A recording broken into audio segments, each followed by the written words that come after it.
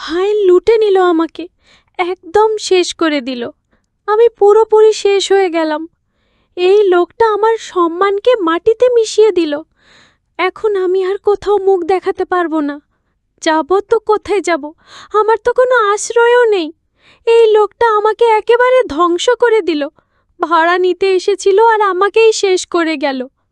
আমি এমন কান্নাকাটি আর হিচ্ছি শুরু করলাম যে আমার অবস্থা দেখে কেউ চোখের জল আটকে রাখতে পারল না। ছোটবেলা থেকেই আমার নাটক করার খুব শখ ছিল। আজ আমি এমন নাটক করলাম যে সবাই আমার কথায় ভুলে গেল। গোটা পাড়া আমাদের বাড়ির সামনে জড়ো হয়ে গেল। সবাই আমার প্রতি সহানুভূতি দেখাচ্ছিল। বাড়িওয়ালাকে সবাই গালাগালি দিচ্ছিল। বেচারা বারবার নিজের পক্ষে সাফাই গাইছিল, কিন্তু কেউ তার কথায় কান দিচ্ছিল না। আমি একটা তরুণী মেয়ে, আর আমার এই অবস্থা দেখে সবার সহানুভূতি আমার সঙ্গে ছিল। কাঁদতে কাঁদতে আমি চোখের কোণ দিয়ে বাড়িওয়ালার দিকে তাকাচ্ছিলাম। সে ভয়ে ঘাবড়ে গিয়েছিল আর ভিড়ের রাগ থেকে নিজেকে বাঁচানোর চেষ্টা করছিল। কিছুক্ষণ আগেই সে ভাড়া চাইতে এসেছিল, আর আমি এমন নাটক করলাম যে তার সম্মান বাঁচানোর কোনো পথ রইল না। আসলে আমার বাড়িওয়ালা একজন ভদ্র মানুষ ছিল, শুধু একটু রাগী স্বভাবের। সে কখনো আমার দিকে খারাপ নজরে তাকায়নি। আজ সে রেগেমেগে ভাড়া চাইতে এসেছিল, কারণ কয়েক মাস ধরে আমরা তাকে কোনো টাকা দিইনি। আমাদের কাছে আজও ভাড়া দেওয়ার টাকা ছিল না। তাই আমি একটা চাল চাললাম। মিথ্যে বলে তাকে বাড়ির ভেতরে ডাকলাম। আমি বললাম, দেখুন, এত গরমে আপনি এত দূর থেকে এসেছেন, ভেতরে আসুন, আমি ঠান্ডা শরবত খাওয়াই। সে জানত না যে আমি বাড়িতে একা। সে ভেতরে আসতেই আমি আমার পরিকল্পনা শুরু করে দিলাম।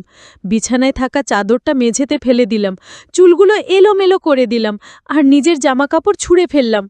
নিজের কাঁধে আঙ্গুলের দাগও নিজেই বানিয়ে ফেললাম। এসব আমি এত তাড়াহুড়ো আর চালাকির সঙ্গে করলাম যে বাড়িওয়ালা হতভম্ব হয়ে গেল। সে স্বপ্নেও ভাবেনি যে আমি এমন কিছু করতে পারি।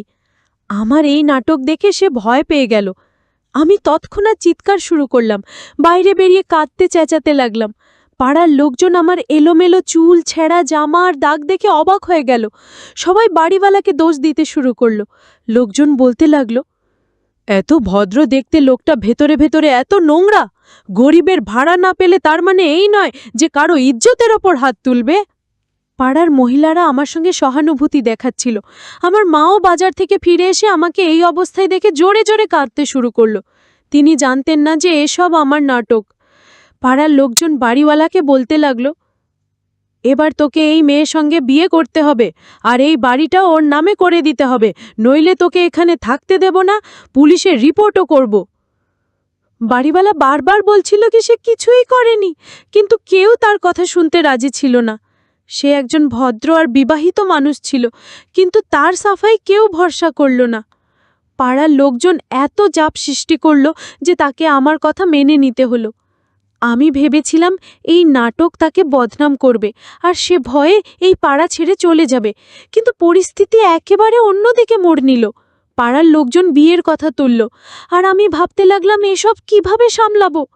আমি জানতাম যে বাড়িওয়ালা বিবাহিত, তাহলে আমি তার সঙ্গে বিয়ে কি করে করব? বিয়ের পরে জানি না সে আমার সঙ্গে কেমন ব্যবহার করবে। আমি বারণ করার চেষ্টা করলাম, কিন্তু সেখানে দাঁড়িয়ে থাকা মহিলারা আমাকে বোঝাতে শুরু করল। তারা বলল, এখন তোকে কেউ গ্রহণ করবে না, তোর ভবিষ্যৎ নষ্ট হয়ে যাবে, তোকে এই লোকটার সঙ্গে বিয়ে করতেই হবে। আমার নিজের নাটকই আমার উপর ভারী হয়ে গেল। আমার মাও কাঁদতে কাঁদতে বলল, যা হয়েছে তা ভুলে যা, বাড়িওয়ালা ভালো মানুষ, হয়তো সে শয়তানের প্ররোচনায় পড়ে গিয়েছিল, তার সঙ্গে বিয়ে করে নে, তোর জীবন সামলে যাবে। পাড়ার লোকজনের চাপ আর মায়ের কথার সামনে আমাকে মাথা নোয়াতে হলো। সবার সামনে জোর করে আমার সঙ্গে বাড়িওয়ালার বিয়ে করিয়ে দেওয়া হলো। বিয়ের পরে সেই বাড়িটা আমার নামে করে দিল। যে বাড়ির ভাড়া নিয়ে সে এত হিচি করত, সেটা এখন আমার হয়ে গেল।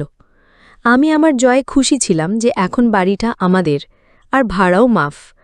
কিন্তু এই বিয়েটা আমাকে ভেতর থেকে নাড়া দিয়েছিল। আমি বুঝতে পারছিলাম না যে এখন বাড়িওয়ালার থেকে কিভাবে পিছু ছাড়াব। বিয়ের পরে লোকজন ধীরে ধীরে সেখান থেকে চলে গেল। বাড়িতে শুধু আমি, আমার মা আর বাড়িওয়ালা রইলাম। আমি ভেবেছিলাম সে আমাকে বকবে বা কটু কথা বলবে, কিন্তু যা হলো তা আমার কল্পনার বাইরে ছিল। সে আমার মাকে বলল, এখনও আমার বউ, তাই আমি ওকে আমার বাড়িতে নিয়ে যাচ্ছি। এই বাড়িটা এখন আপনার, আপনি এখানে আরামে থাকুন, আমি আর ভাড়া চাইতে আসব না। তার এই কথা শুনে আমার মাথা ঘুরে গেল। আমি ভাবিনি যে সে আমাকে তার সঙ্গে নিয়ে যাবার কথা বলবে। আমি অনেক বারণ করলাম, কিন্তু সে আমার হাত ধরে বলল, আজ থেকে তুমি আমার দায়িত্ব। সে আমাকে গাড়িতে বসিয়ে তার বাড়িতে নিয়ে গেল। গাড়িতে বসতেই আমার ভয় আরও বেড়ে গেল। আমার মা আর সঙ্গে ছিল না, পাড়ার লোকজনও নেই। তার রাগী আর ঘৃণাভরা চোখ দেখে আমি কাঁপছিলাম। প্রায় 1 ঘন্টা পরে গাড়িটা একটা ছোট্ট বাড়ির সামনে থামল। বাড়িওয়ালা আমাকে জোর করে গাড়ি থেকে নামালো আর বাড়ির ভেতরে নিয়ে গেল। সেখানে সে আমাকে একটা ঘরে আটকে দিল। আমি ভয়ে কাঁপছিলাম, এখন সে যাই করুক আমাকেই একাই মোকাবিলা করতে হবে। কিছুক্ষণ পরে ঘরের দরজা খুলল। একটা সুন্দরী তরুণী মেয়ের ভেতরে এলো। তাকে দেখিয়ে আমি বুঝলাম এটা বাড়িওয়ালার প্রথম বউ। সে এতটাই সুন্দর ছিল যে আমি নিজেকে প্রশ্ন করলাম, যার প্রথম বউ এত সুন্দর, সে আমার মতো সাধারণ মেয়ের দিকে কেন তাকাবে? যদি সে আমার কাছে এগিয়ে আসছিল, আমার ভয় আরও বাড়ছিল। আমি ভাবছিলাম সে আমার সঙ্গে কেমন ব্যবহার করবে। কোনো স্ত্রীর পক্ষে এটা মেনে নেওয়া সহজ নয় যে তার স্বামী দ্বিতীয় বিয়ে করেছে। আর যেভাবে আমাদের বিয়ে হয়েছে, আমি তার কাছ থেকে কোনো ভালো ব্যবহারের আশা করিনি। হয়তো তাকে আমার মিথ্যের কথা জানা হয়ে গেছে। হয়তো বাড়িওয়ালা তাকে বলে দিয়েছে যে আমি কিভাবে তাকে ফাঁসিয়ে বদনাম করেছি। আমার মনে হলো এখন সে আমার থেকে বদলা নেবে। যদি তাকে সত্যিই সব জানা হয়ে থাকে, তাহলে জানি না সে আমার সঙ্গে কি করে বসবে। সে আমাকে ঘুরে ঘুরে দেখছিল, যেন আমার মধ্যে কিছু খুঁজছে। কিছুক্ষণ চুপচাপ আমাকে দেখার পরে সে হালকা হাসল। আমার মুখে ছড়িয়ে থাকা চুলগুলো সে বড় আদর করে কানের পিছনে গুজে দিয়ে বলল, তুমি তো খুব সুন্দর, কিন্তু তুমি কেমন বউ? বিয়ের জামা পরে সাজনি? বিয়ের রাতে সেজেগুজে সুন্দর হতে ইচ্ছে করে না? তার কথা শুনে আমি অবাক হয়ে গেলাম। আমি তার মুখের দিকে তাকালাম, যেখানে কোনো খোঁচা বা ব্যঙ্গ ছিল না, বরং তার হাসিতে একটা অদ্ভুত আপন ভাব ফুটে উঠছিল। সে আমার খালি হাতের কবজি দেখে 1 মুহূর্ত না ভেবে নিজের হাতের চুড়ি খুলে আমাকে পরিয়ে দিল। তার এই আচরণে আমি অবাক হয়ে গেলাম। আমি তার সতীন, কিন্তু সে আমার সঙ্গে এত আদর করে কথা বলছে। সে আমার পাশে বসে গল্প শুরু করল। তার কথায় ভালোবাসার ছোঁয়া ছিল, ঘৃণা বা শত্রুতার কোনো চিহ্ন ছিল না। তার হাসি আর ভালোবাসাপূর্ণ কথা আমার ভয় কিছুটা কমিয়ে দিল। আমি ধীরে ধীরে সাহস সঞ্চয় করে বললাম, আমার আদনানের উপর ভয় করছে। জানি না সে আমার সঙ্গে কেমন ব্যবহার করবে। আমি যা করেছি তা ভুল ছিল। গরিবই আমাকে এসব করতে বাধ্য করেছে। আমার কথা শুনে সে বলল, চিন্তা করো না, আদনান খুব ভালো মানুষ, সে তোমার সঙ্গে কিছু খারাপ করবে না। এটা বলে সে ঘর থেকে বেরিয়ে গেল। কিছুক্ষণ পরে 1 গ্লাস দুধ নিয়ে ফিরল আর আমাকে দিয়ে বলল, এই দুধটা খেয়ে নাও, তোমার নিশ্চয়ই খিদে পেয়েছে, আর দেখো আদনান তোমার উপর রাগ করবে না। সত্যি আমার খিদে পেয়েছিল। সারাদিনের নাটকের জন্য আমি কিছুই খাইনি। আমি গ্লাসটা তুলে দুধ খেয়ে নিলাম, তারপর ঘরের এদিক ওদিক তাকাতে লাগলাম। কিছুক্ষণ পরে দরজা আবার খুলল। আমার চোখ পড়তেই আমার শ্বাস আটকে গেল। আমার সতীন বরের পোশাক পরে ঘরে ঢুকল। সে বরের শেরবানি পরেছিল, যেটা তার গায়ে বেশ মানাচ্ছিল। মাথায় বিয়ের গয়নাও সাজিয়েছিল। ঘরে ঢুকে সে দরজায় খিল দিল। আমি ভয়ে উঠে দাঁড়ালাম। তাকে বললাম, তোমার মাথা খারাপ হয়ে গেছে, এসব কি করছো? কিন্তু সে আমার কথা কানে নিল না। ধীরে ধীরে আমার কাছে এসে একটা ছোট্ট মুখমলের বাক্স খুলে আমার সামনে ধরল। তাতে একটা ঝকঝকে সোনার চেন ছিল। সে হেসে বলল, এটা তোমার মুখ দেখানোর উপহার। তুমি আমার বউ, আমি তোমাকে খুব ভালোবাসব, কিন্তু তুমি আমাকে ছেড়ে কোথাও যেও না। আমি ভয়ে বিছানা থেকে উঠে চিৎকার করতে করতে দরজার দিকে দৌড়ালাম। কোনোমতে দরজা খুলতেই দেখলাম বাড়িওয়ালা আদনান বাইরে দাঁড়িয়ে। তাকে দেখেই আমি তার গলা জড়িয়ে জোরে জোরে কাঁদতে লাগলাম। আদনান ঘরের ভেতরে উকি দিল। তার বউ তখনও বরের পোশাক পরে বিছানায় বসেছিল। সে ঘরে ঢুকে রেগে তার বউকে জিজ্ঞেস করল, যারা, এসব কি? যারা হেসে বলল, আমি বর হয়েছিলাম, এই পুতুলটা আমার বউ, আমি ওকে মুখ দেখানোর উপহারও দিয়েছি, কিন্তু এটা ভালো বউ নয়, এত চিৎকার করল। কিছুক্ষণ আমার দিকে তাকালো, তারপর বলল, চলো নিজের ঘরে যাই। আমি হতবাক হয়ে গেলাম। আদনান যারার সঙ্গে বেশি প্রশ্ন করল না, বরং তাকে আদর করে নিয়ে গেল। আমি একাই ঘরে বসে রইলাম। কিছুক্ষণ পরে আদনান ফিরে এলো আর আমার পাশে বসল। সে আমাকে এমন একটা সত্যি কথা বলল যা শুনে আমার আত্মা কেঁপে উঠল। আদনান বলল, আমার আর জারার বিয়ে হয়েছিল আজ থেকে 5 বছর আগে। সে আমার খালার মেয়ে। আমরা পছন্দ করে বিয়ে করেছিলাম আর খুব সুখে ছিলাম। বিয়ের 4 মাস পরে যারা গর্ভবতী হল। আমাদের খুশির সীমা ছিল না, কিন্তু ভাগ্যের পরিহাস কয়েক মাস পরে আমাদের সন্তান হারিয়ে গেল। যারা এই ধাক্কা সামলাতে পারল না। আমি তাকে অনেক সান্ত্বনা দেওয়ার চেষ্টা করলাম, বোঝালাম যে সন্তান আল্লাহর দান, তিনি নিয়েছেন, আবার দেবেন। ধীরে ধীরে সে স্বাভাবিক হল। কয়েক মাস পরে সে আবার গর্ভবতী হল। এবার আমরা খুব সাবধান ছিলাম, কিন্তু আবার সেই একই ঘটনা ঘটল। আমাদের দ্বিতীয় সন্তানও হারিয়ে গেল। এই ঘটনার পরে যারা পুরোপুরি ভেঙে পড়ল। আমি তাকে বোঝানোর অনেক চেষ্টা করলাম, কিন্তু সে বাঁচার ইচ্ছা হারিয়ে ফেলেছিল। অনেক সময় লাগল, কিন্তু শেষে যারা সুস্থ হল। আমরা ভেবেছিলাম এবার আমাদের জীবন স্বাভাবিক হবে।